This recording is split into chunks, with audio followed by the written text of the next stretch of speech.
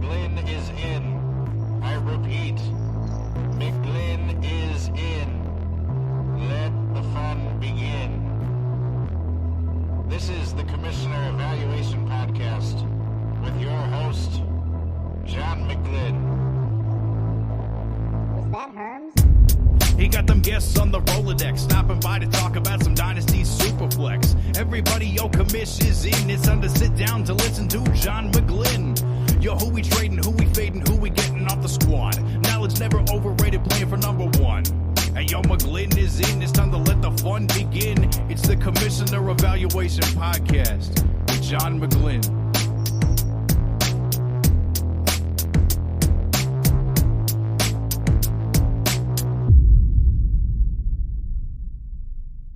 Thank you, Herms, for that wonderful entrance song. If anybody needs an entrance song, Herms made that one for me, and he's awesome. So look him up if you have a chance. But welcome to the Commissioner Evaluation Podcast. I'm John McGlynn. I'm here with JT Orange, and we have a guest tonight. Thank you very much for joining us. We'll start off right now by saying, this whole fantasy football situation with Damar Hamlin has been a kind of a tough situation for everybody. I had people in my garage watching this game, and I've never seen anything in my life, even close to what was going on that football field. I've seen people get, possible paralyzed. I've seen people break limbs, people's limbs turn backwards, everything like that. But having to give CPR on the field and having all the players' reactions like that, it was absolutely devastating. I don't remember. I mean, I was little when Joe Theismann got his leg broke in half, and this wasn't even close to the severity of the Joe Theismann. I mean, this was 10 times worse than the Joe Theismann injury, 100 times worse than that. Prayers, and I see his GoFundMe's at like $6 million. We donated a bit of every one of my fantasy leagues to the GoFundMe for him too. So I am glad that it's working out where when he does finally come to, which sounds like he's making progress every day. I'm glad that it's coming to a situation where when he does come to, he'll see all the good that the world has done by rallying around him. So just want to say that that takes precedence over anything fantasy football related. And, we're here just to, make sure that, that everybody knows that even though this is a fantasy football podcast or show, that it is the least of importance in the game of life here. So let's JT, what's going on the last couple since our last show? Just trying to watch football here at the end, all the holidays, the New Year's stuff, watch some college football, some crazy games in the CFP playoffs. But just been hanging out, enjoying some days off, which I don't usually get. So enjoying that, head back to work after the podcast. So got to get back on it at some time, I guess. Yeah. So I've been just Christmas is over with. I had to run around and do some work stuff. Looking, it's I do a commissioner of so many home leagues. I've been doing all this crazy stuff, trying to figure out who's doing what or who wants to continue, or who just wants to kind of say, hey, let's call this season a wash. We'll talk about that later. Andrew, what's going on with you? I haven't talked to you in a while, and just introduce yourself, where the Twitter world can find you, what's going on in your life, all that kind of stuff. Yeah, it's going good. It's been a while since I've been in the podcasting streets, but you can find me on Twitter at NFL Sharp Tampa. Post some musings there, mostly about gambling these days. That's a lot of the research that I'm doing, and definitely with as it pertains to fantasy football, I'm much more in the DFS research streets than the season long. But and I supposedly write articles for the fantasy football astronauts, but it's about one a year. So if you want to go back and read some of my showdown articles, or I think I've posted maybe one or two cap related articles too.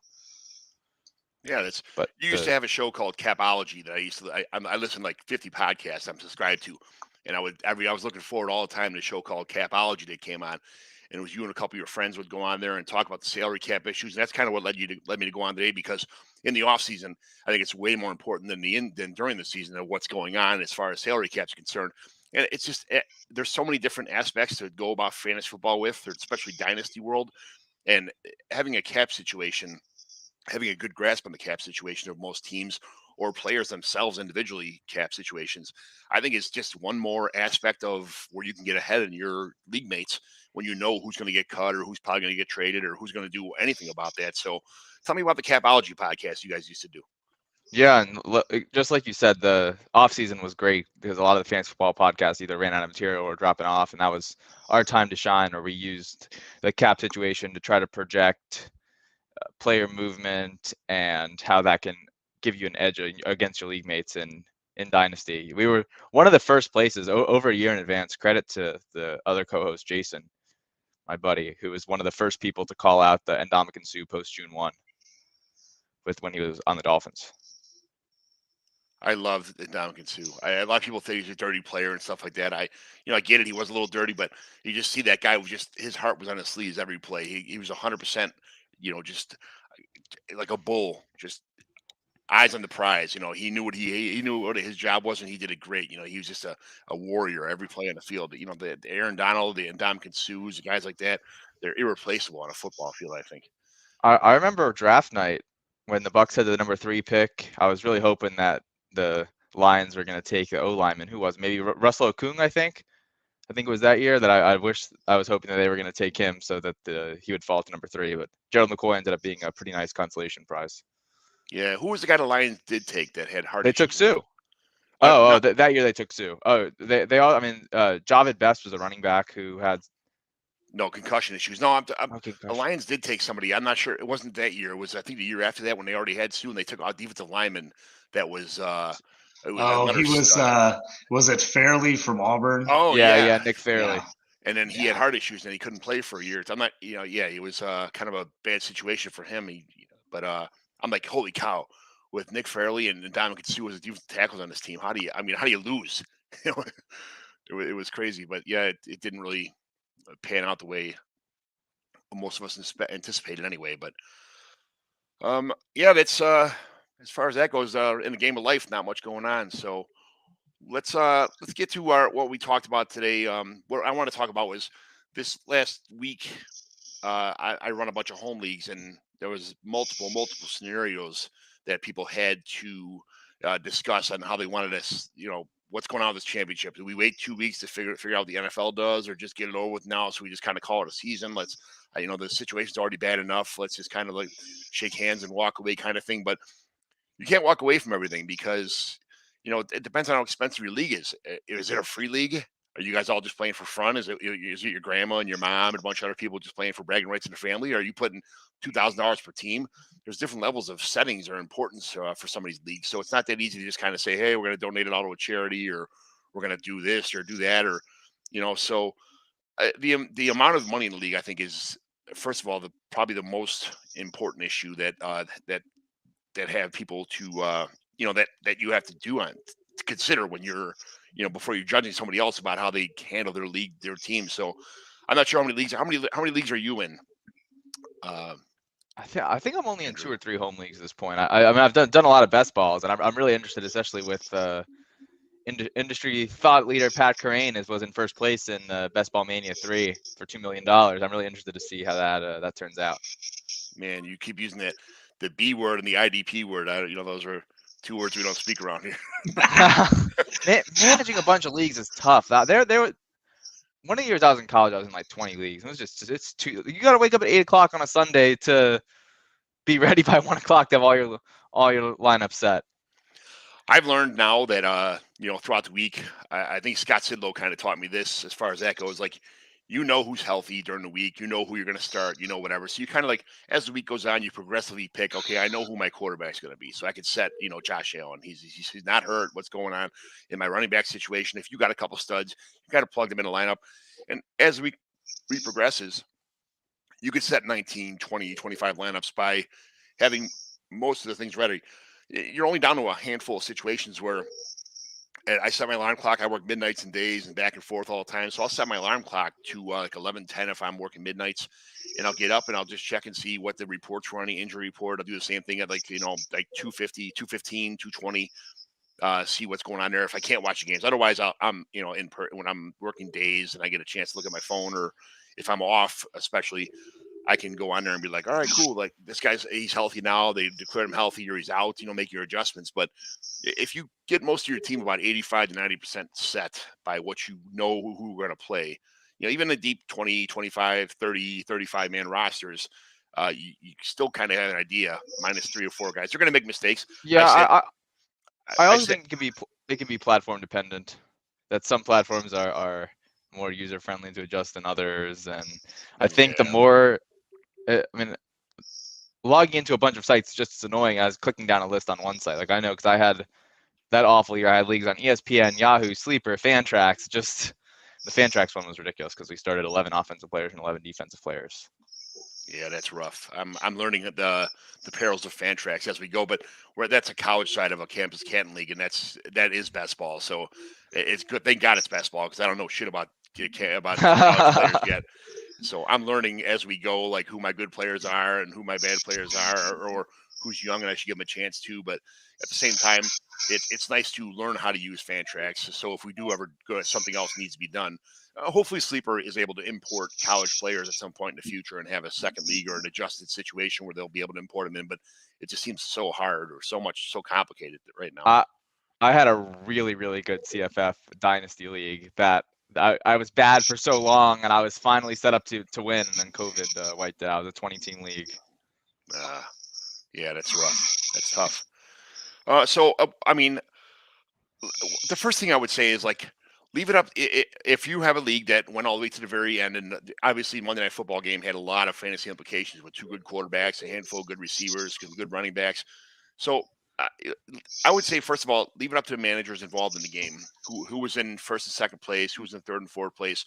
My toilet bowl has if you win the toilet bowl, you get pick 113 or 213, depending on the league, so there's some implications involved in that. But for the most part, the money is usually only for the the first, second, and third place. So those situations were kind of need to be rectified. But the first thing I would say is leave it up to the managers. We're grown adults now. We're all playing a game here. It's not Candyland. We all take it seriously, but at the same time, it is important. But these are grown people. A lot of people can make pretty good decisions, especially in a situation like this. That's I thought because there's no way that I would have such a hard time in some leagues. In some leagues, I thought I'd have a hard time. Everything went super smooth. So at least you were in. How did you guys handle your situation in your home leagues? JT, start with you. Yeah, everything kind of ended up different in every league. And like you said, it really depended on the amount of money you put in, the people who were in the league. I found that a lot of my home leagues were guys I know and guys that live around me and stuff. They're all kind of like, hey, we got time. Let's wait it out. Let's see what the NFL does. And also a lot of those games were insanely close, either tied or the guy that was behind had quite a few guys going still had a pretty good chance to win. So most of those leagues, everybody kind of has texted me. I've kind of reached out to everybody and they said, hey, let's just hold off, see if the game gets canceled, then let's re-talk about it if they never play the game or if they clear the scores or something like that. So that's how we're handling that one. I get a couple leagues that aren't a ton of money, more like $40 leagues that are mostly guys I play with online that I don't really know personally, other than maybe 1 or 2 guys in the league. Most of those leagues, they split the pot, almost all of them did, or if somebody was way up and there was basically a super small chance that they could catch, if they had 0 players going or only 1 player and they were way behind, a lot of guys were pretty good about conceding the championship. They said, hey, there's almost no chance I was going to catch you. I needed 70 out of Joe Burrow to get you. A lot of those guys just said, hey, it's fine. I'll concede you 1. I'll take second. So that was nice, but the biggest problems were the ones, I know some people talked to biggest was, do you go off projections? Do you go off what they were projected to score to define the game? Because one of mine, my auction league, I'm actually up 20 points with no one left to play in the championship. And I was actually playing my cousin who actually came in town to watch.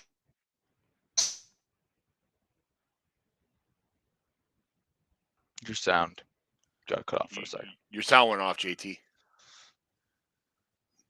Oh, I think we lost him for a second. Yeah, he's sometimes he gets hiccuped on his thing. But what about you? How did you, Andrew? How'd you do your resolutions?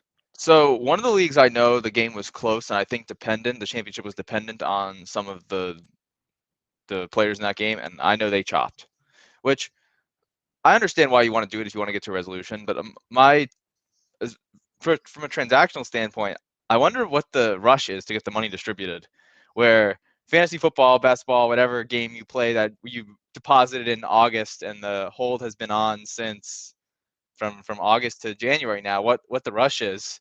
So I think that the biggest take up is going to be how the platform ends up being able to score it rather than distributing the money. But if I was in the position here, I definitely would have wanted to wait it out. But I know I had one league that chopped. In my other home league, I'm honestly not sure how they dealt with it. I was really disappointed when I got knocked out in the playoffs. I didn't even see if it would be affected by that game. That's a transition that, like when you go from redraft to dynasty, the same thing like you're talking about what you're doing when you're in this gambling, when you take these, you have to wait an entire season after you put a $200 bet in or a $50 bet in for, the odds on a team winning so many games, whatever. The patience will come with time when you start getting into more and more aspects of fantasy football. So, I get it. And I think an interesting wrinkle that if they ever really wanted me to use it, I know that that Kent Wayroch said something about using a simulator, projected points. That I actually have a play-by-play simulator that I built. I use it for daily fantasy, so that if I really wanted to input the score and the amount of time left on the clock, I guess we could use that or an average of that to see how the scores would have ended up. But I think that using the synthetic results is probably one of the worst options. Yeah, either chopping or using some amount of common sense of how likely it is for one person to come back or the other. A handful of my leagues, we just did a 50-50 split. Said, hey, just call it a day. It was the game. I mean, literally it was 48 to 52, 47 to 53, kind of stuff like that. It was so close already. And we're like, I don't want to wait 3 weeks and have to figure this out then. Let's get it over with. We had to we're like we have in-person leagues that almost the leagues I'm talking about are all in person. So what we're going to do is we have a draft lottery for our first 6 picks. And that's also a rules meeting day and all that, get together, drink some beers, eat some food, and have all this stuff go on. At the end, we're just going to flip a coin, and then we'll talk about who gets the number 12 or number 11 draft pick or, things like that. But a lot of my picks were traded away along with the other guy that was in my championship also. So we had to also talk to the league about, hey, is it okay if we just flip a coin for the championship? Then you go, it depends on your 11 or 12 or your 8 or 7 or your so-and-so. So there was a lot of layers to the onion as far as just going 50-50. It wasn't as easy of a transition as I would think it would be, or some people would think it would be.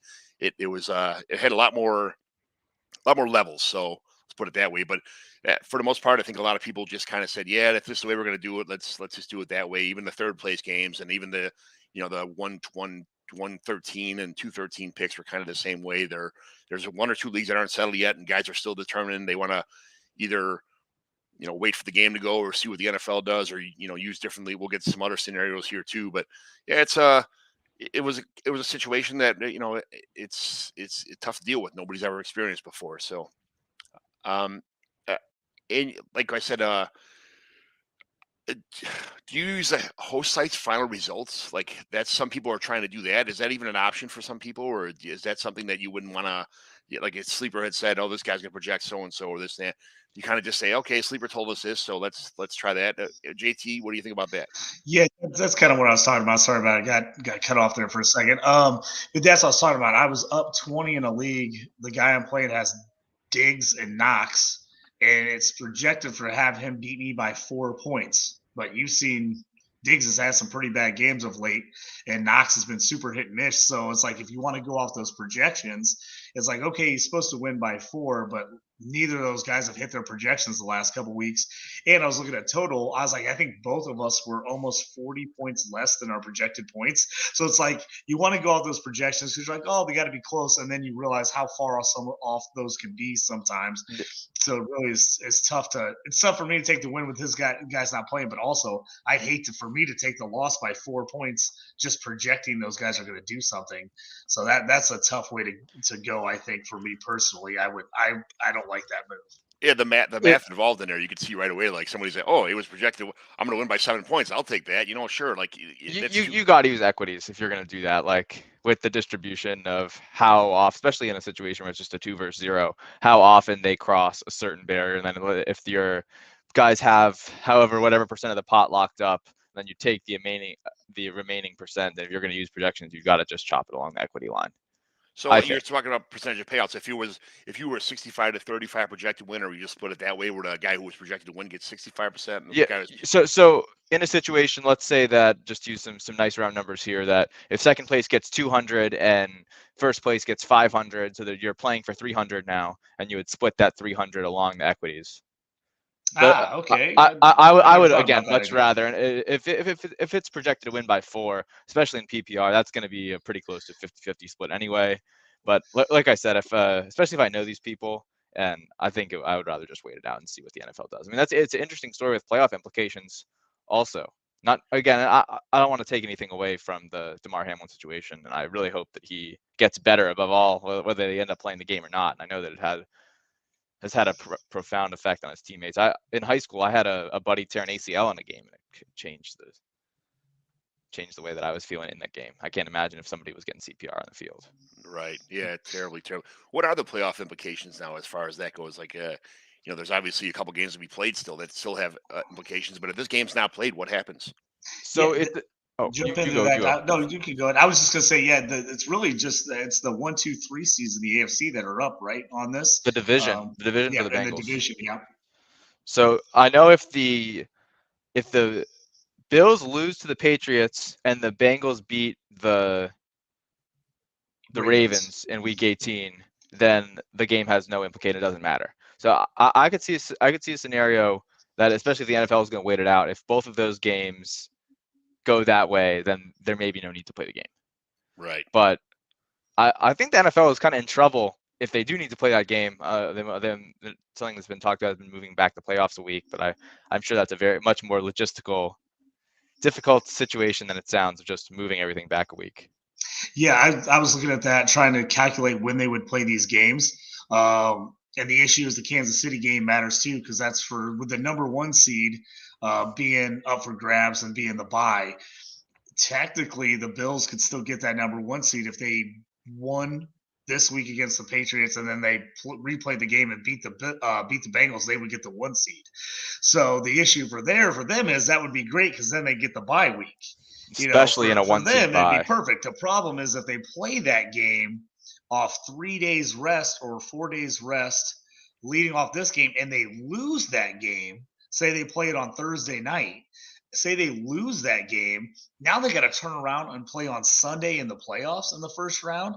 I mean, that's 3 games in like a less than 10-day span for an NFL team. That just, when you can't talk about player safety, have guys play 3 games in 10 days. I mean, coaching wise, that's an absolute nightmare. I mean, getting a game plan together, oh my God, I can't imagine. But these players, they're not going to be able to practice at all, because they're going to have to just spend all that time in the training room trying to get healthy and be ready to play the game. So that's my biggest question, Mark, on this is like, I just don't understand. I don't see how the NFL can logistically set this game up without moving a ton of stuff. And they don't like to do that. And I know people talk about moving back the playoffs a week, but that's going to throw off all the TV stuff. It throws off all the home games, everything that people already kind of have set up. I know we don't know the full matchups, but believe me, they sell those playoff tickets the second they know a team's going to have a shot at the playoffs, they sell them. So I just don't know how they get it done without everyone coming back at them and going, how are you letting all these players in this kind of state play in this short of time period? That's another thing. Like you guys had mentioned injuries, and some people in their leagues, they said, well, it's too bad if the game gets canceled. We're going to act like the players got injured, like as if you had Josh Allen and he got hurt and now he only got 7 points for the week, or you had so and so and he only got so many points. If Sleeper said these are the scores and that's what the scores are, that's what you get. Some people are like, I'm sticking with that because Sleeper said it is. And it's, if they cancel the game altogether and just go with those final stats, then do you guys agree with that? Like, you just get what you get, you don't throw a fit and that kind of thing, or is that a kind of a shitty way to do it too? This is such an outlier event that I don't mind that, honestly. Yeah, when I was looking at it, the biggest question you're going to get is, I've seen a couple scenarios today where they're talking about if they actually cancel the game and say like, hey, it doesn't count at all, that Sleeper and MFL will go back to 0 points for everyone in the game, which I know was only the first quarter, but I know a couple games that someone won or lost because of one of those first quarter plays. So that's the question too, is what do you do there? If they go back and all of a sudden they make it 0 for everybody, what do you do to those guys that were winning and now they're lost? I mean, that's a tough call there too. If they end up saying, hey, Bengals won, they were up or whatever, and the points stand, then you're going to have again that issue of like, okay, well, I won, but we didn't get a full game. I don't know, man. It seems crazy to me. That's why in some of these situations where it's close, I just think if you could split the pot and everybody's agreeable, it's just the easiest way to do it without getting everybody upset. But there's definitely going to be some situations. I mean, my monster league, biggest payout league, I'm currently down, I think it's 80 points. It's not logistically great that I'm going to come back, but I have 4 guys going in an IDP league where easily if someone gets a pick 6 or something, I could end up with like 30, 40 points out of one of my players. So I technically could come back even though the odds aren't great. So, for me, I'm like, do I want to just give up that, that huge amount of money and just say, yeah, I lost? I mean, it's tough. Well, we had a situation like Sleeper had said that we're going to keep these stats official, and there was a guy in one of my leagues who was down by 4 points. He had Burrow and Josh Allen, and he had Diggs and Jamar Chase, and he's down. And if they say that, hey, we're going to go to a 0, and that's just what it is. Like he's like, okay, that's great. I'll stick with a 0. Your guy's like, get out of here. I would have won by 70 or 100 points if all 4 of these guys played compared to that. But we're not doing that way. So there's, I mean, there are a lot of scenarios to discuss, but I couldn't imagine getting zeros for all 4 of those players in the game, especially the championship game where your money's on the line. Or I don't know. What about? Yeah, John, I think the best move, you kind of talked about. I think you really got to feel out your league, what each individually league, kind of what guys are feeling, how guys are. I mean, I've got some guys. I'm in some pretty amateur leagues where guys don't pay that much attention. They got a little bit of money in the pot. And most of those guys were like, cool, we'll call it a season. That's fine. And they were like totally fine with it. And then, my more hardcore dynasty leagues that are long-term guys are like, no, I want to wait till the last possible second to figure out who's winning or losing. So I don't think there's a right answer across the board. So that's why I think you just got to feel out the other guys in your league, talk to the managers, and kind of feel what they want to do. The biggest issue you're going to get if you have like a championship game and a third place game that both pay, and one guy's want to chop and the other guy doesn't, is that going to upset one of the guys if you guys don't do the same thing on both? I don't know. Maybe that matters. Maybe it doesn't.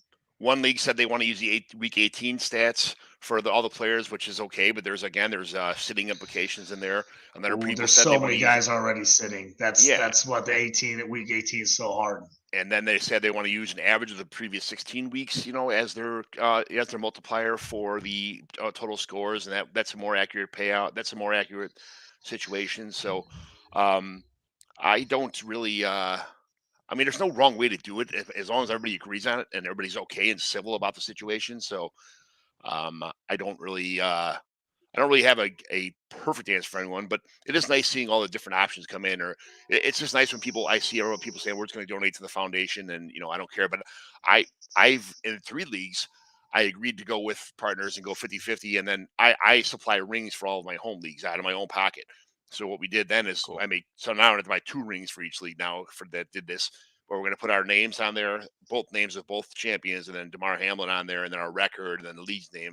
And then you get a customized ring from Etsy for like $25. It's pretty nice. I can afford those. Not some of the other leagues, some of the other sites like $200 for their rings, but I don't mind doing stuff like that. Just calling it a day. Hey, we're co-champs. It's a bad situation. Let's just not make it any worse than it already is. So that kind of deal. But I don't know any ones we didn't cover yet, or forget about, or didn't talk about, or anything else you guys can think about, or did in your leagues that I didn't mention yet, or we didn't say. I mean, I like the idea you brought up about figuring out the difference in point differential and then splitting that extra pot in the middle there. That's actually not an idea I had thought of. Usually that's too much math for me. So I'm like, I don't want to have to figure that out in a bunch of leagues. But that's actually not a bad idea. Saying first place would be this, second place was this. I was up X amount of points. I had this percentage of chance of winning. We can split the in-between amount instead of chopping the entire amount.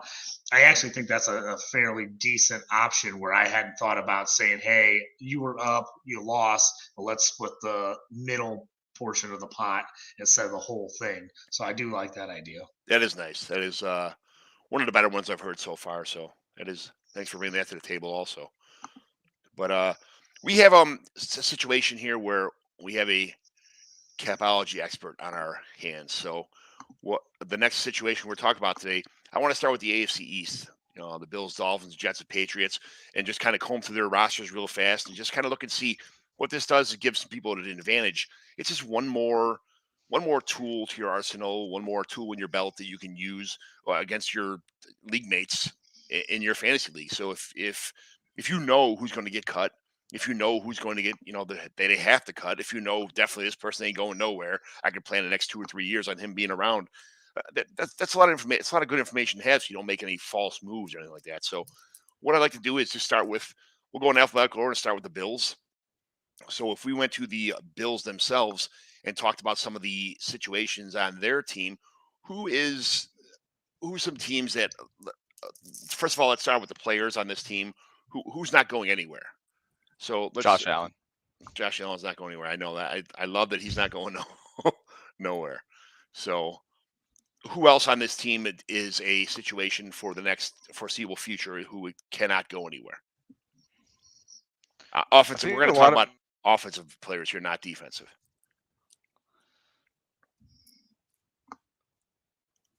A lot of players have expiring contracts. Stephon Diggs is potentially one. He's got 2 years left. Let's see, right? One. He signed a 4-year extension, so he's going to be pretty difficult to cut. Yeah, really until 2027. Yeah. Is that a situation where he's already 29 years old? He's going to be 30 next year. And generally speaking, running backs is like the 27. Some people say 26. Some people say 30 for running backs. It all depends on who the running back is, how much usage they had. But for a wide receiver like Stephon Diggs, who's absolutely active, is a great route runner, doesn't get hurt too often. How long do you keep Stephon Diggs? I mean, you keep as long as you want to on your team, as long as you can on your team, I guess. But at 30, at the age of 30, 31-ish, I would think at the end of 2024-ish, if you kept him that long, it would be someone you'd probably want to start looking to get rid of then, right? I think it depends on where you are in that team building cycle, where at some point that point comes where the value to you on the team in the short term is worth more than what his trade value is. You kind of saw that with Cooper Kupp this year, until he got injured, and to an extent last year, where he was so valuable in helping you win a championship this year that that was worth more than the additional championship equity of the next several years combined with the draft kit that you would get by trading away. So if I go on the Bills and I look at post-June 1st cuts, so after post-June 1st cuts, who else on the Bills as far as getting killed? The Bills absolutely getting killed by cutting somebody post-June 1st. Who else would be on this team that you see that would really cause some problems? As far as fantasy implications? Yes, fantasy. I mean, this is going to be a dynasty-related kind of speaking-wise or microphone. So, yeah. I think it's interesting because a lot of the secondary pieces have potential to be on the move that can, instead of killing the Bills, they could be cut easily. Like if you look at Isaiah McKenzie and Gabe Davis, Isaiah McKenzie can be cut after the season for $300,000 of dead money. His cap number is relatively low at just $2.5 million. So I think he's potentially a free agency, not to be re-signed candidate after 2023. And he's going to be the 2023 is his age 28 season, which is kind of wild. And Gabe Davis the same, where his rookie contract expires in 2023, and will likely either be getting a bigger deal potentially in that what is that, 15 million now? Is that secondary receiver kind of deal? Yeah. 10 to 15 million that the Bills may not want, depending on what their cap situation is looking like with which of their core they choose to sign. Generally speaking, in your situation, what's the number where teams, well, they don't mind cutting people? Like, was it 2 million, 3 million, 5 million? What's the extent of, like, when they really want to get rid of somebody, or they just kind of have to get rid of somebody? What are teams happy to absorb about a contract that kind of stands out? That's kind of the norm. I think it's variable. It depends on a lot of things. It depends on how much free cap space they have. It depends on if they think they're going to contend, and if they close to contending, how much that missing piece is going to cost. You want to make sure that you are able to fit in the players you need under the cap. But if you have a toxic culture and a lot of cap space, then sometimes you're happy to eat a lot of dead money. And not that Derek Carr is a player that's promoting a toxic culture. But if the Raiders decide they want to move on, they have the cap space to absorb his dead money hit. Yeah. And he's going to be a decent size dead I don't money think hit. the Bills seem to be pretty. I don't really haven't seen anybody on the Bills that really gives anybody a problem or is a locker room issue or anything like that. So I don't think there's anybody who we're going to target on here to say like, oh, this guy's a pain in the butt. We can't wait to get rid of him after June 1st. We can't wait to trade him after so and so. But some teams do have that problem. I get it. Often post June 1st too is used for players, so that splits the cap hit between the current league year and the next league year. So I would think that the post June 1st, not only is it somebody that the team really wants to get rid of, it's somebody that they can't cut outright in the pre June 1st because that they don't want to take all the dead money hit in 1 year. So that's a fairly rare.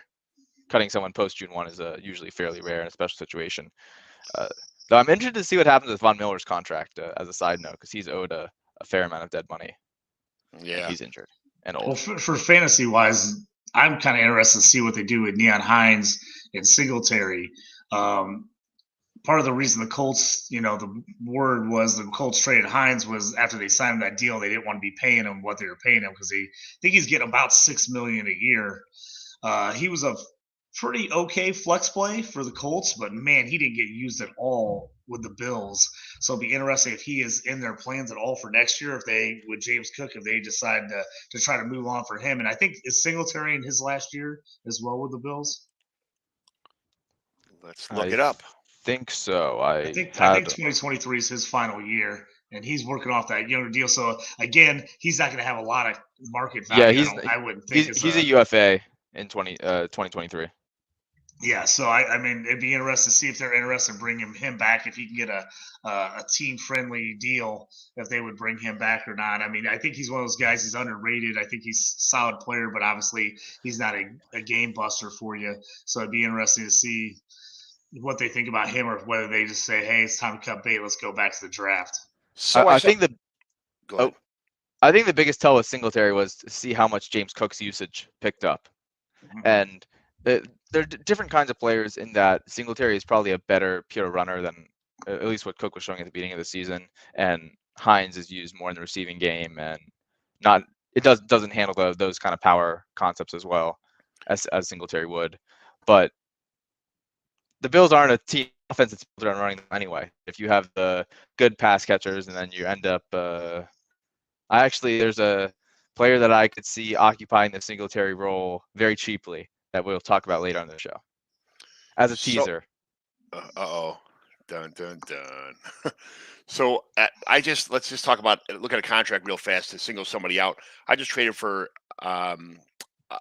Dawson Knox in a couple leagues, and he just re-signed a long-term contract. But how much of that contract, if we look at his 26, 27, 28, he signed through his 2026, which would be his 30-year-old season. So his guaranteed money drops after 2023. They can cut him in 2024 for $0 is what I'm looking at. Correct? With the guaranteed zero salary. Dead money hit basically after 2024, they have the cap savings.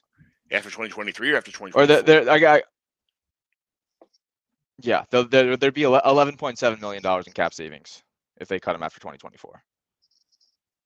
Or before 2024. Yeah, before 2024. Okay. So in that the 2023-2024 offseason. Even though that contract looks awesome on paper, I don't understand how NFL does this with players and signs these lucrative long-term contracts, and it's nothing but smoke and mirrors. It's Devils terrible. In the details. Yes, that's the word they use, devils in the details, for all this stuff. But he's going to get $1.955 million guaranteed salary in 2023, and then after that, I mean, for this big fat contract that you see him signing, and how happy it was, the $28.6 million salary, he's only guaranteed John, I think you look at it, he had 31 million of that was guaranteed, I think, up front and stuff. So it's like, if you look at his yearly salary, it's not really that high. I mean, I think he's in that, what is he in that $3 million, $4 million a year range. I mean, he's not making that much on a yearly basis after the initial signing bonus and the upfront guaranteed money. Yeah, the cap number is $15 million. I guess that's how they make it work. Yeah, I guess. It also, a lot of this is speculation on how much they think the cap is going to go up. So we know that it looks like based on OTC's projections that he's going to be 5.6% of the cap in 2024, and then his contract doesn't go up by that much. So if the cap number keeps improving, the relative cap hit for what Knox is going to be actually goes down. So if that's what they end up wanting to keep him, that's something to keep in mind when you have these players locked into these longer deals. And that was something I thought they were going to do with the Patrick Mahomes contract too, where they wanted to give him a somewhat team-friendly deal and tied. I was thinking potentially tied to the percentage of the cap, because the way that goes up exponentially, keeping it tied at 20%. But they ended up going with a contract where toward the end of that contract, he's going to be unbelievably cheap, which is going to be interesting to see as the Chiefs keep their window open. Right. Can we look at, there's a tab here on the right-hand side of Dawson Knox contract that says dead money and cap savings, and you can go to restructure, where it's a whole different scenario here, where if they restructure him after the 2023 season, the numbers change a bit. What does it cost? What does it take to restructure somebody? So that is when you take some of the base salary and you convert it into guaranteed money. So you're able to decrease the cap number, but increase the amount of guaranteed money that the player has. Okay. So he'd go from 843 of guaranteed money, pretty much dead cap money, to 6, and then $4 million. But man, yeah. So the base salary would increase from the 5 million to the 6 million. 6 million. Oh wait, sorry.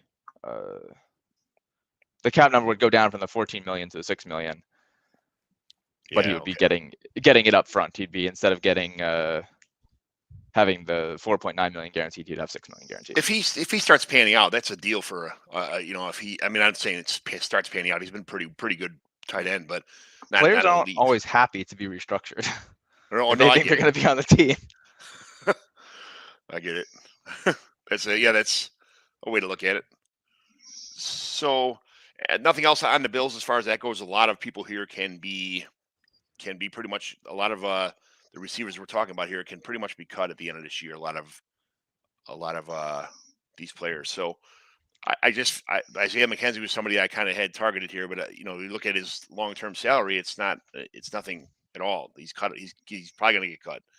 Khalil Shakir is on a rookie if you could trade contract, McKenzie, if you could trade McKenzie with Gabe Davis, you got somebody that kind of jumped out on him and isn't paying attention that those guys might not be on the team right now. This is maybe the time to sell them here right at the end of the offseason, as people are loving the Bills, or you get a teammate who maybe watches the Bills in the playoffs and Gabe Davis has another monster playoff game. Now's the time to sell. But if you can get for him, if you don't think he's going to be back on the Bills, or he's not going to end up on a team quite as friendly as being on the Bills next year. Yeah. All right. Well, let's switch to the next team in alphabetical order here. So we'll go to the Dolphins and talk about their situation. So I think the first interesting inflection point with the Dolphins is Tua's 5th-year option, which I think at this point it looks like they're likely to pick up. And I found this out when I was doing research today, that the amount of the 5th-year option is dependent on how many Pro Bowls they make. So if they make at least 1 Pro Bowl, then it's equal to the transition tag. And if they make more than 1 Pro Bowl in those first 3 years, then it's going to be equal to the full franchise tag. But did Tua end up making the Pro Bowl this year? Not that I know of. So he may have a somewhat cheap 5th-year option. This says that's going to be an average between the 3rd through 20th highest salaries at the position over the past 5 years. With the injuries that Tua's got, Tua ended up, I think, winning. Oops, sorry. I was going to say Tua ended up winning most votes, I actually think, in the Pro Bowl. So he actually had the most votes of anyone to get in the Pro Bowl. So he did make the Pro Bowl this year. Oh, so then it may be a little more expensive, but still, I mean, having a quarterback that they determined as the franchise quarterback on the rookie deal is still a incredible competitive advantage. And I'm sure that if they decide Tua is the guy, they'll pick it up, which will have him under contract through 2024. Isn't the most votes for that? Isn't that just for alternates though, not the people that are not picked by the coaches? I thought that was it counts. The votes count. Tua Pro Bowl. How do you think the Dolphins feel about Tua, his injury situations, of the hits he takes and the concussions he's getting, and the wear he puts on his body by putting himself in situations to get destroyed in the pocket? Not even so much the head injuries, but the rest of his injuries on his shoulder and his hips and things like that, that he's undo.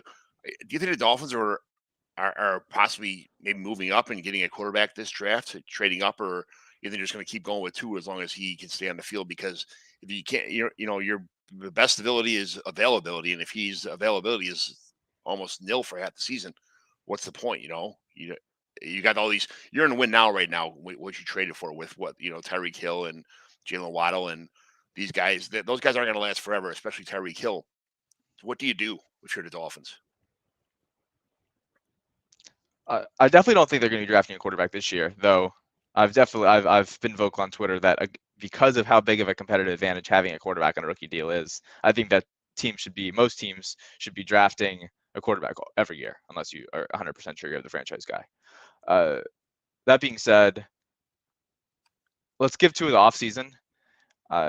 We'll see how he performs. I mean, he has once his 5th-year option is picked up, he'll have 2 more years on his rookie deal, and then we'll see if they're in position to draft a rookie next year or not. But I don't think there's much of a discussion. I also don't think that Tua's play style necessarily is. I mean, the way the offense set up, a lot of short passes, a lot of quick game that hits. It's an unfortunate situation where he's just kind of gotten the bad end of the injury luck, where he's getting the ball out quickly. He's not running a lot.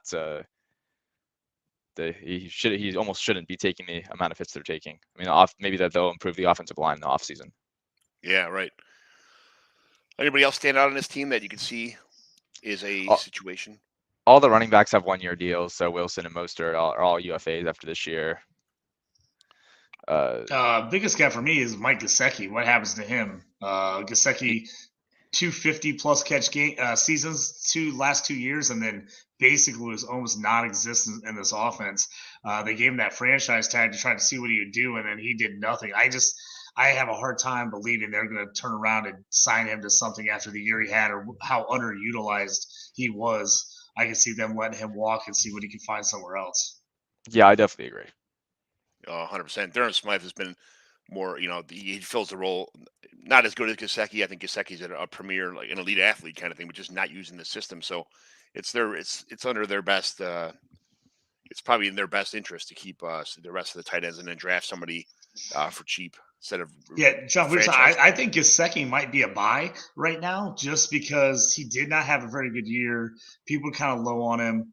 The question is, how much risk do you want to take? Do you want to trade for him before you figure out where he's going to go? Do you want to trade for him that thinking he maybe is back at Miami?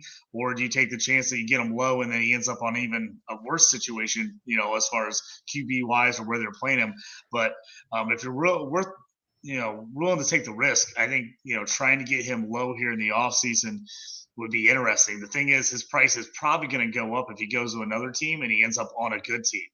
If he ends up on a good team with a good quarterback that will use him more in the slot, because that's really what he is. He's a big slot receiver. Doesn't do a lot of blocking at tight end.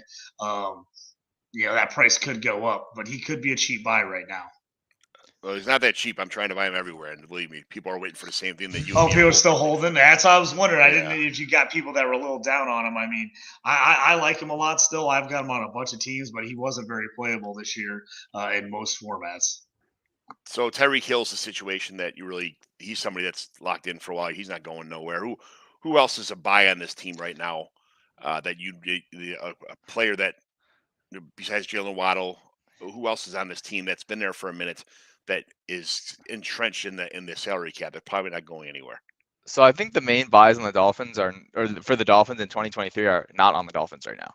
Yeah. I think that whoever their number three wide receiver ends up being is potentially a buy. Though, if you look at the target distribution, it was so heavy between Waddle and Hill that it's possible that the two alphas might be where the value is. And if the Dolphins' record is better, it could be a running back too. But we've seen them. McDaniel comes from the Shanahan tree, which is pretty unstable with running backs. He's used multiple running backs throughout the year between Mostert and Chase Edmonds and Jeff Wilson, and we could be seeing a whole new crew in there next year. So I'm not sure if there is potential value right now, people that are currently on the team. Yeah.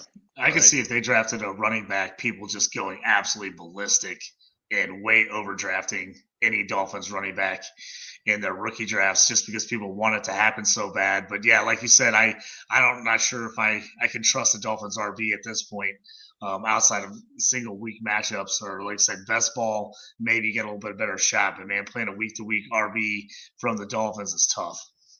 Well, for the Dolphins, for the NFL reasons wise, I think that their running backs are a pretty decent fit for this team. But as much as they use them and what they've produced, when they're out there, they're not bad. They're not. It's not. They're not actually terrible. It's just that they need to. I don't think they need to spend any draft picks. They just re-sign the ones they have right now for cheap and to go after more offensive linemen or the defense or another, maybe a third receiver, a better, maybe one big body in the outside to take some of the pressure off the other two studs. But I can see Wilson and Mostert both coming back. I mean, 100%. obviously they went out and made moves to get them, knowing that the contracts were coming up. So I could see them getting a 1 or 2 year deal on those guys and keeping them around for sure. I know you obviously could tell McDaniel likes them, and he went out and got them on purpose. So I could definitely see those guys sticking around for another year. But I don't know, outside of 2 years on those guys, I wouldn't want them much longer on my roster, maybe another year each. Yeah, a year each for a $1 million contract, something like that. Less than that, maybe. That's I would definitely do that. Let's go to the. Oh, I think we lost John there. Gives me time to get to the Jets. Yeah, I was having internet problems like he was earlier. So, yeah, we'll just move on real quick to the Jets. Obviously, the big concern and what everyone's talking about is Zach Wilson. What are the Jets doing with Zach Wilson? Obviously, I don't think White is their long-term answer at QB, but, I mean, they've kind of really put themselves, backed themselves in a corner with this Zach Wilson situation. Yeah, I think that of those quarterbacks, his fifth-year option is least likely to be picked up. We have another one in New England, too, is a potential fifth-year option. Whether it's going to be picked up or not affects the cap landscape of the weapons. I think you're going to talk a lot of New England players on this when we get there. But Corey Davis is someone that I think he's got nothing going forward, right? He's done after this year. Yeah, he's a UFA.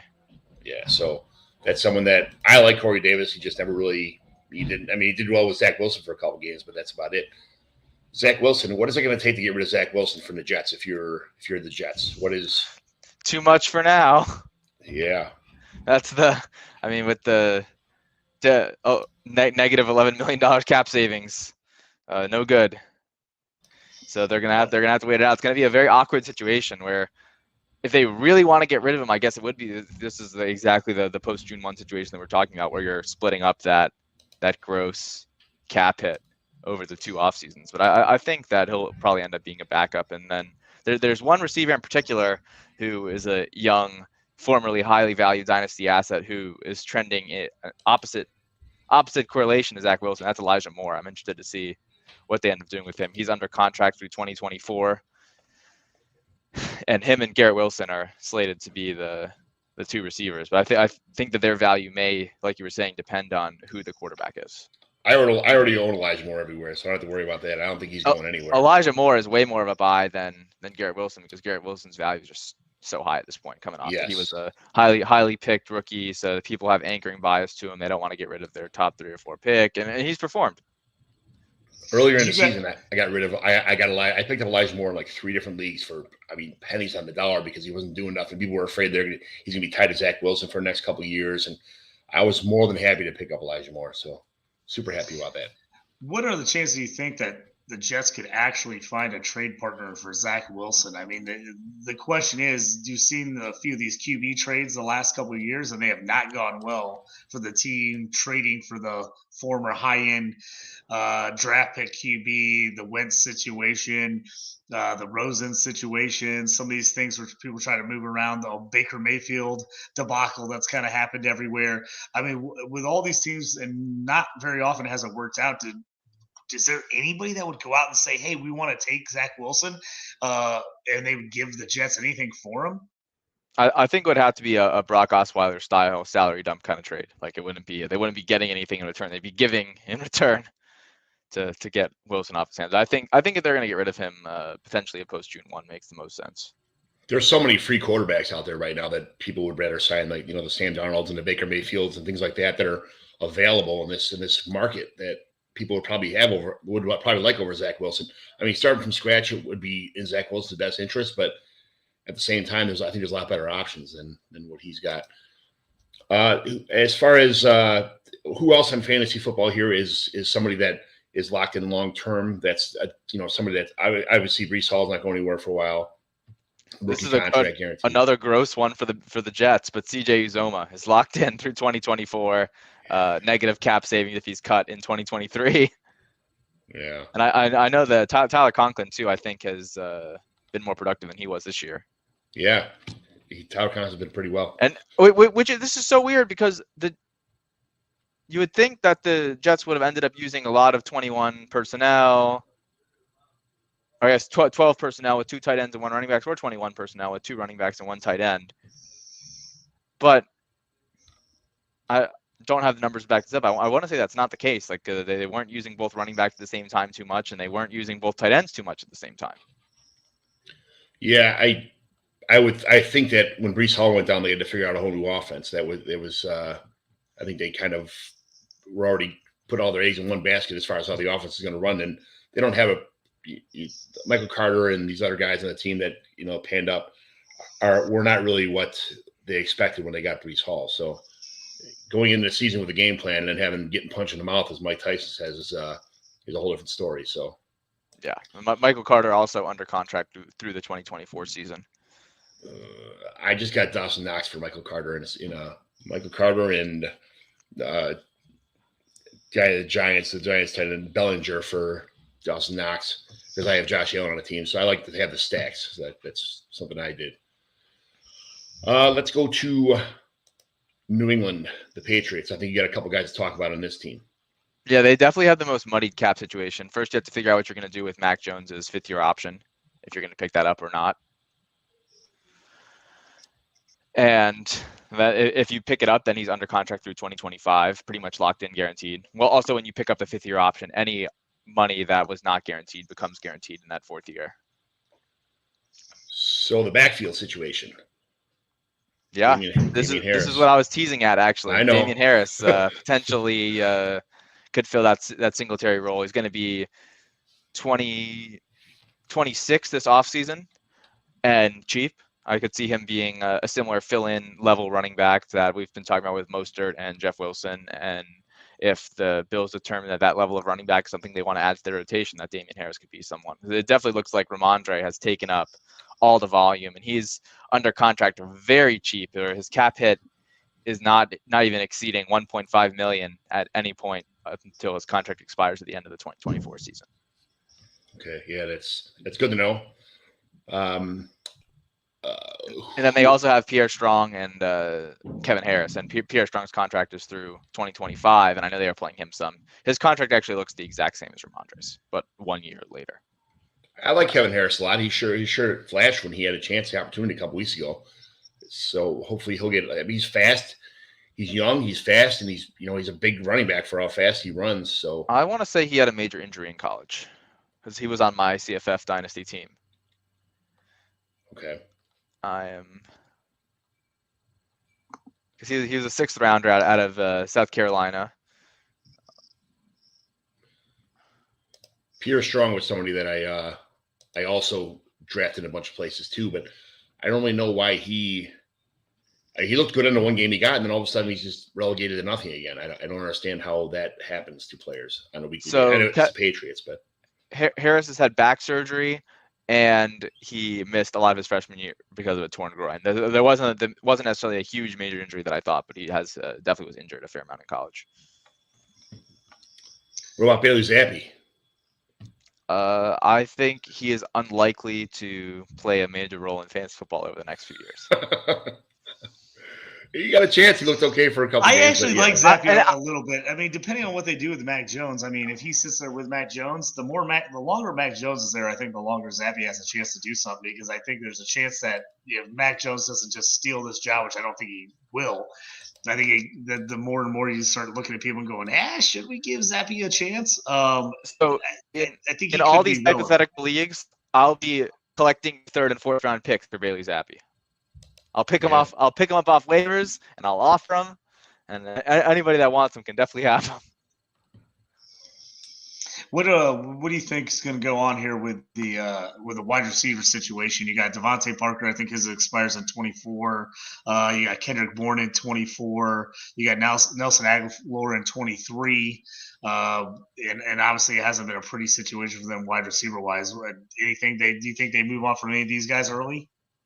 I mean, it's a bunch of Jags. I think that they're just based on the value to the contract, and if Mac or Belichick is comfortable with them, they may be unlikely to move on from them. But if they end up making a major move, that some of them could be squeezed out. I mean, it's anybody's guess who would be the most likely one to be squeezed out. I think that Parker is probably the safest, but who knows? I also think that all these guys are probably also, not only are they not super fantasy relevant except in the deepest leagues, that if they change teams, that probably not likely to have a bigger role than they only have with the Patriots. I wish the site was a little more customizable, where you could click on player or base salary or promoted bonus, prorated bonus or workout bonus, where you could, go up and down. It's kind of a little bit, annoying that you have to go up and down and try to find players and find numbers.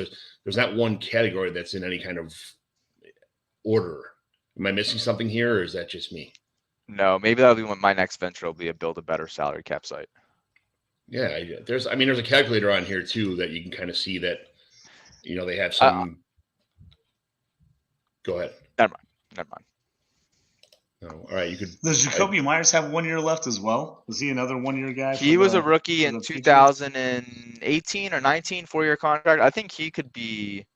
He's definitely not that it's super exciting. He's the top fantasy option on the Patriots this year. Despite only having 771 yards and 5 touchdowns. Let's see. I think he's a UFA after this year. Yeah, because he was a rookie in 19, 20, 21, 22. Yeah, he was a rookie in 19. All right, so I think he probably will be re-signed. I did find in the contract section of New England, you can go and kind of customize for average years guaranteed and percent guaranteed and things like that. So there is some. I wasn't at that page yet here. So there is some kind of customization, but just going on the site, you have to click a couple times to get to where you need to be. I also just think that, especially if someone like Myers is re-signed, that it's just not a very attractive passing game. The Patriots also, in terms of neutral passing rate, aren't high as some of their other counterparts in the division. Even the Jets were letting it fly a little bit this year, especially at the beginning part of the season. With Flacco, they were throwing it 5, 8, 10% above expectation, where the Patriots just don't. And volume is king in fantasy. Yeah, I don't. This is the team that it's kind of not as bad as the Ravens are as far as where receivers go to die kind of thing, but there's really not any really fantasy targets in the passing game on New England. Ramondre was getting him for a little while, and then, of course, Patricia just decided to stop, much to the chagrin of I had a ton of Ramondre. He was definitely a buy for me in this offseason. I'm going to try and buy him I was hoping with their poor wide receiver play and with all the dump offs and things like that, I thought Hunter Henry would have a much better year than he did. They spent so much money on Henry and Jonnu and just didn't equate too much. It's like neither one of those guys did a whole lot, even though they have, I think they're 2 of their most expensive players on their entire team. I'm hoping for a Hunter Henry bounce back at this point. I don't know if I could sell him worth what anything worth it to not try to sit on him. But Jonnu, I mean, I don't even know if I see him on a lot of rosters right now. I mean, he has done nothing. They use him like a fullback. I mean, for fantasy, he's dead. Yeah, you could have paid a lot. You're going to save a lot of money. He's got a couple blocking. Which is crazy because he's a good athlete. Mm-hmm. I'm surprised they've used him the way that they have, because that's not the way that the Titans used him when he was on the Titans. Exactly.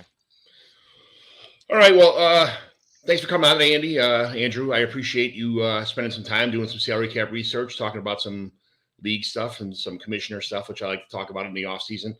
But thanks a lot. Where can everybody find you at again? What are you? What's coming down the pipeline for you? All that kind of stuff. Thanks for having me. Definitely at NFL Sharp Tamp on Twitter is the best place to find me, and I usually respond if you want to tweet at me or have questions. So you mentioned some DFS stuff. Do you put any content out about DFS or any kind of gambling stuff, or is it?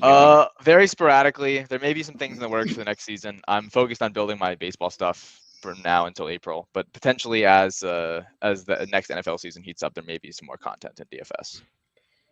JT, Tell everybody where you can find you at. Yep, you always can find me at JT Orange on Twitter. You always can DM me or hit me up with any questions or polls, trade polls. I'll pass them along, retweet them. I'll throw my 2 cents if you want to. Always can find me on the Dynasty Theory Discord page. Always chatting it up with everybody on there, throwing out ideas and content as well. And then here with you, John, on Commissioner Evaluation. This might be one of the fastest shows in the history of the show. 1 hour and 5 minutes. So Efficient. very good. Efficient. I'm John McGlynn. You can find me on the Twitter machine at John McGlynn75. I'll be on with JMO the Icon tonight talking about my 3 favorite pizza places in Chicago. So we'll talk about that. I like pizza. I'm a fat guy. I like pizza and beer and all the rest of the good stuff. So there we go. If you got nothing to do tonight, grab a beer and join on. So thanks for watching the Commissioner Evaluation. And Andrew and JT, thanks for making the show awesome today. Great. Thanks. McGlynn is in. I repeat, McGlynn is in. Let the fun begin. This is the Commissioner Evaluation Podcast with your host, John McGlynn. Was that Herms? He got them guests on the Rolodex, stopping by to talk about some Dynasty Superflex. Everybody, yo, commish is in. It's time to sit down to listen to John McGlynn. Yo, who we trading, who we fading, who we getting off the squad. Knowledge never overrated, playing for number 1. Hey, yo, McGlynn is in. It's time to let the fun begin. It's the Commissioner Evaluation Podcast with John McGlynn.